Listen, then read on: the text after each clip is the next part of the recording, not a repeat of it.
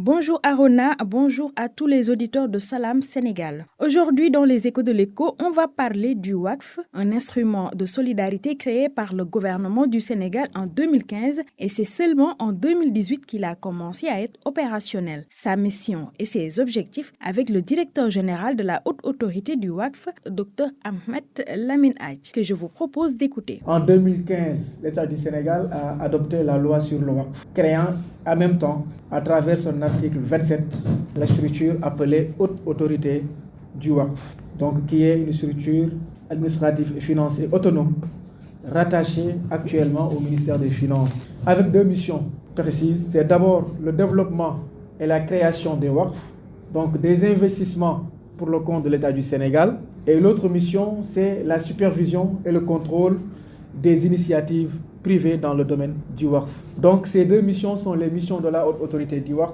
Et comme vous le voyez depuis la création de la haute autorité du WACF en 2015 et son opérationnalisation en 2018, c'est en 2022 que l'État du Sénégal a pris 3 décrets en créant 3 types de WACF. Donc le WACF, de manière simple, c'est d'abord des immobilisations, soit des biens immeubles ou bien des capitaux qu'on met à disposition. On les fructifie, donc on fait des investissements et ensuite les revenus vont servir à prendre en charge des besoins sociaux.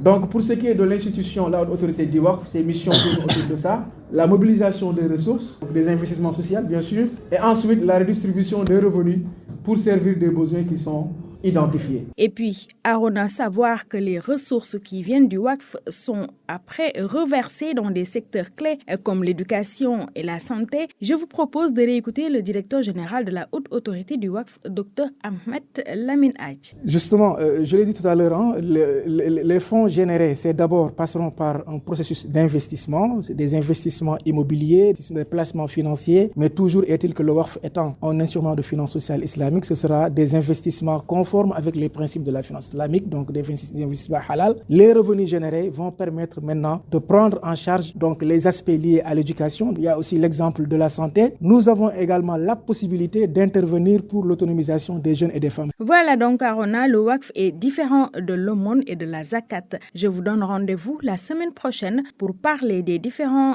types de WACF et les projets sur lesquels ils ont prévu d'investir.